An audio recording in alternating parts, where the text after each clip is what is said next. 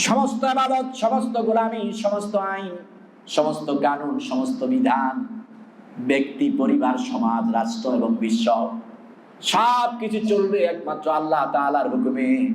আপনি চিন্তা করতে পারেন কেন আল্লাহর হুকুমে চলবে?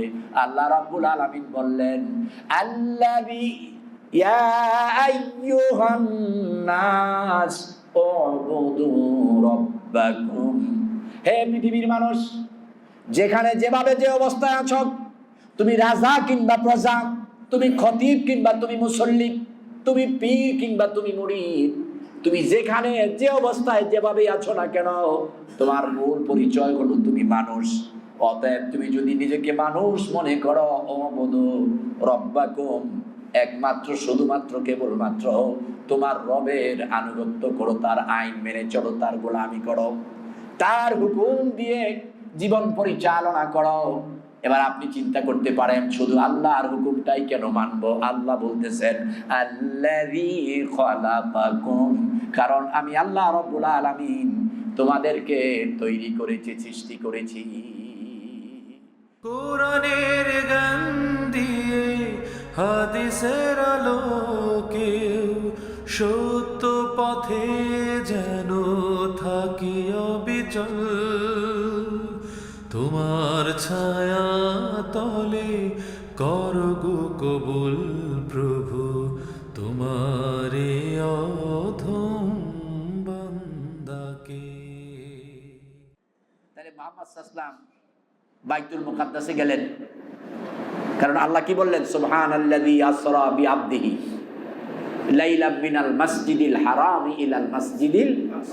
আল্লাহ আগে আরশের কথাও বলে নাই, আগে বললেন যে আমি রাত্রিকালীন একটা সফর দিলাম মক্কা থেকে বাইতুল মুকাদ্দাস পর্যন্ত, মিনাল মাসজিদিল হারাম ইলাল মাসজিদিল আকসা, মানে মসজিদে হারাম থেকে আকসা পর্যন্ত।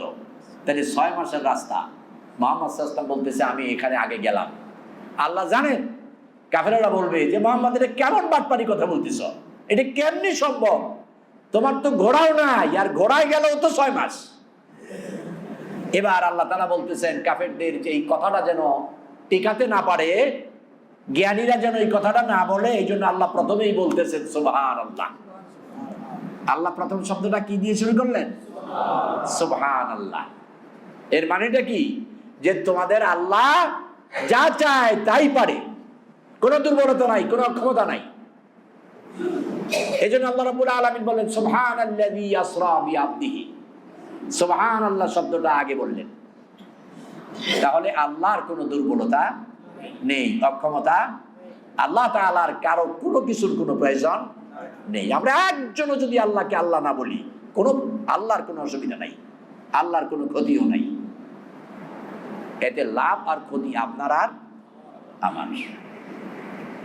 এই জন্য আল্লাহ রাব্বুল আলামিন বললেন ইয়াকা না'বুদ, ও নবী আপনি বলে দেন একমাত্র শুধুমাত্র কেবলমাত্র আইন বিধান, দাসত্ব, গোলামি, ইবাদত আমি আল্লাহ ছাড়া আর কারো হবে না। এই পৃথিবীর মানুষগুলো আমি বড় মায়া করে, বড় সম্মান ইজ্জত দিয়ে তৈরি করেছি, আর এই মানুষগুলোর জন্য পৃথিবীর সব কিছু বানায় রাখছি। মানুষগুলো কেমন করে বানালাম? মানুষগুলো বানাবার জন্য কেমন করে পৃথিবী সাজালাম? জিন দিয়ে পৃথিবী সাজালাম, ফেরেশতাদের দিয়ে পৃথিবীটা সাজালাম। এরপরে আমি মানুষগুলোকে পৃথিবীতে পাঠালাম, কারণ মানুষ দিয়ে যেন সুসজ্জিত, শস্য শ্যামলা, সুফলা, নির্মিত, সুন্দর পৃথিবীতে বসবাস করতে পারে, কোনো কিছুর অভাব না হয়। এত ইজ্জত সম্মান দিয়া এই মানুষগুলোর জন্য আমি সবকিছু বানালাম। আমি আল্লাহর চন্দ্রের কোনো প্রয়োজন নেই, সূর্যের কোনো প্রয়োজন নেই, আমি আল্লাহর বাতাসের কোনো প্রয়োজন নেই, আমি আল্লাহর আসমান জমিনের নদ নদী কোনো নিয়ামতের প্রয়োজন নেই, কারণ আমি আল্লাহ খাই না, আমার গোলাম ফেরেশতারাও খায় না, পড়ে না, ঘুমায় না, আমিও ঘুমাই না। কিন্তু আমি আল্লাহ এত সুন্দর করে, এত বিছানা দিয়া, জমিন দিয়া, শস্য শ্যামলা দিয়া, ফুল ফলাদি ফসলাদি দিয়া কত সুন্দর করে আয়োজন করলাম। ও নবী আপনি বলে দেন আর কোনো কিছু আমার প্রয়োজন নাই, এই সব কিছু আমি একমাত্র শুধুমাত্র মানুষের জন্য বানায়া দিলাম। যা কিছু আছে সব মানুষের জন্যই করেছি, কিন্তু একমাত্র শুধুমাত্র মানুষগুলোকে আমি আল্লাহর জন্য বানায়া দিলাম। কোনো কিছু আমার প্রয়োজন নাই, সব মানুষের জন্য আমি করেছি। কিন্তু এই মানুষগুলো এত নিয়ামতের পরে যদি অদ্যত্ব পড়া শুরু করে, এই মানুষগুলো যখন আমি আল্লাহকে ভুলে যায়, এই মানুষ যখন মানুষ মারে, এই মানুষ যখন রক্তপাত ঘটায়, এই মানুষ যখন মানবতার অকল্যাণে কাজ করে, তখন আমি আল্লাহ নজির তৈরি করেছি। কানা সিরু ফিল আরদ কাইফা কানা আকিবাতুল মুকাদ্দিবিন। ঘোরা পৃথিবীতে দেখো, ঔদ্ধত্যপনা করে, হিংসা করে, ক্ষমতার দখল নিয়ে মানুষ যারা ক্ষতি করেছে, পৃথিবী যারা ধ্বংস করতে চেয়েছে, তাকিয়ে দেখো তাদের অস্তিত্ব বিলীন করে দিয়েছে। এই নজির একটা দুইটা নয়, অসংখ্য নজির।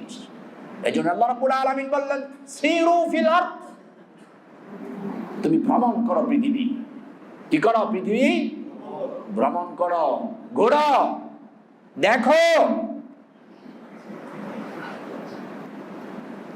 কেন ঘুরবা? কেন দেখবা? ওই যে ঔদ্ধত্যপনা করো, আমি আল্লাহকে অস্বীকার করো, আমার আইনের বিরোধিতা করো।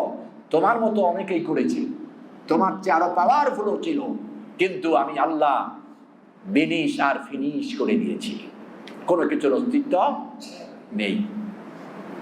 এই জন্য বিশ্বনবী মুহাম্মদ সাল্লাল্লাহু আলাইহি ওয়াসাল্লাম তিনি যখন সফরে যেতেন বা জিহাদের সফরে যেতেন, তিনি ওই জায়গাগুলোতে গেলে সাহাবীদের বলতেন, খুব দ্রুত দৌড়াও, তোমরা তোমাদের ঘোড়া, তোমাদের ওট, তোমাদের গাদার, তোমরা যারা যেভাবে আছো সর্বোচ্চ চেষ্টা দিয়ে দৌড়াও। কারণ এই জায়গাগুলো ওই জায়গা, যেই জায়গাগুলোতে আল্লাহ তাআলা তার সাথে নাফরমানি আর ঔদ্ধত্যপনা, হিংসুকার, আল্লাহর আইন অমান্যকারীদেরকে আযাব দিয়ে, গজব দিয়ে বেনিশ করে দিয়েছে। সাহাবীরা বললেন, রাসূলুল্লাহ সাল্লাল্লাহু আলাইহি ওয়াসাল্লাম, এই জায়গাগুলোতে এখন কিসের ভয়? নবীজি বললেন, আমার মনে হয় এখনো ওই জায়গাগুলোতে আল্লাহর গজব নাজিল হচ্ছে, না জানি আমরা বংশের মধ্যে পড়ে যাই, খুব দ্রুত পালাও, দৌড়াও। এই জন্য আল্লাহর সাথে অদ্যুত্বপনা করে কেউ ছাড় পায় নাই, আর পাওয়ার ব্যবস্থাও নাই। আল্লাহ ছাড় দেয় কিন্তু ছেড়ে দেয় না। এই জন্য সাবধান মানুষ, এখনো সময় আছে, যে যেখানে যেভাবে আছো নিজেকে সংযত করো, সংরক্ষণ করো, একমাত্র আল্লাহর গোলামি করতে শিখো। আর যাই করো ভুলে যেও না যে আমি আল্লাহর গোলামি করাই হলো আমার কাজ, এটা ভুলে যেও না। এই জন্য আল্লাহ রাব্বুল আলামিন বললেন, ইয়্যাকা না'বুদ, সমস্ত ইবাদত, সমস্ত গোলামি, সমস্ত আইন, সমস্ত কানুন, সমস্ত বিধান, ব্যক্তি, পরিবার, সমাজ, রাষ্ট্র এবং বিশ্ব, সব কিছু চলবে একমাত্র আল্লাহ তাআলার হুকুমে। আপনি চিন্তা করতে পারেন কেন আল্লাহর হুকুমে চলবে? আল্লাহ রাব্বুল আলামিন বললেন, আল্লাযী ইয়া আইয়ুহান নাস উবুদু রাব্বাকুম, হে পৃথিবীর মানুষ, যেখানে যেভাবে যে অবস্থায় আছো, তুমি রাজা কিংবা প্রজা, তুমি খতিব কিংবা তুমি মুসল্লি, তুমি পীর কিংবা তুমি মুরিদ, তুমি যেখানে যে অবস্থায় যেভাবে আছো না কেন, তোমার মূল পরিচয় হলো তুমি মানুষ। অতএব তুমি যদি নিজেকে মানুষ মনে করো, উবুদু রাব্বাকুম, একমাত্র শুধুমাত্র কেবলমাত্র তোমার রবের আনুগত্য করো, তার আইন মেনে চলো, তার গোলামি করো, তার হুকুম দিয়ে জীবন পরিচালনা করো। এবার আপনি চিন্তা করতে পারেন, শুধু আল্লাহর হুকুমটাই কেন মানবো? আল্লাহ বলতেছেন, আল্লাযী খালাকাকুম, কারণ আমি আল্লাহ রাব্বুল আলামিন তোমাদেরকে তৈরি করেছি, সৃষ্টি করেছি, বানাইছি আমি। বেটা কথা শুনবি না আমার, বানাইছে কে? জোরে বলেন, বানাইছে কে? তাহলে কথা বলা লাগবে কার? কত বড় নাফরমান আমরা মানুষ, বানাইছে যে, নাফরমানি করি তার সাথে, তার কথা শুনি না। আর আমি আপনার বাড়ির চাকরটা যদি আপনার কথা না শোনে, আপনি বলবেন চাকরি আউট, চলে যাও, আমার বাড়িতে খাও, আমি বেতন দেই, চাকর আমার কথা শোনো না আমার। এরে আপনি বানান নাই, কিছু করেন নাই, খালি একটু বেতন দেওয়ার খাওয়ান, তারে বাঁচাইতেও পারবেন না। পারবেন? আর আল্লাহ আপনাকে বানালেন, লালন পালন করছেন। আপনার ওই চাকর যদি আপনি নিমক হারাম বলেন, ওই চাকরকে যদি বধির বোকা বলেন, আপনি আপনাকে প্রশ্ন করুন, আল্লাহর বিধান না মানার কারণে আপনার চাইতে বেয়াকল, আপনার চাইতে বধির নিমক হারাম আর কে হতে পারে? কারণ তিনি আপনাকে তৈরি করেছেন। এবার আপনি চিন্তা করতে পারেন, আল্লাহ আমাকে বানাইলো কি? আমি তো মায়ের পেটে হলাম, বাবার ঔরজাত থেকে আসলাম। আমার বাবা আমাকে কষ্ট করে লালন পালন করলেন, মা লালন পালন করলেন, এই চিন্তা করবেন আপনি। এই জন্য আল্লাহ রাব্বুল আলামিন আবার বললেন আল্লাযী খালাকাকুম, এরপরে কি বললেন? ওয়াল্লাযীনা মিন ক্বাবলিকুম। ওরে বান্দা, চিন্তা করিস না, তোর হৃদয়ের মধ্যে যদি উদ্বেগ হয়, তোর আগে যারা, তাদেরকে যারা ছিল, তোর যে বাবা, তোর যে মা, তার আগে যারা তাকায় দেখ, আদম আলাইহিস সালাম থেকে শুরু করে এই পর্যন্ত সব আমি আল্লাহই বানাইছি। অতএব আমি আল্লাহ হলাম স্রষ্টা, সৃষ্টিকারী, খালেক। অতএব তোমরা মাখলুক, আমার গোলামি ছাড়া বিকল্প কোনো চিন্তা সুযোগ নেই।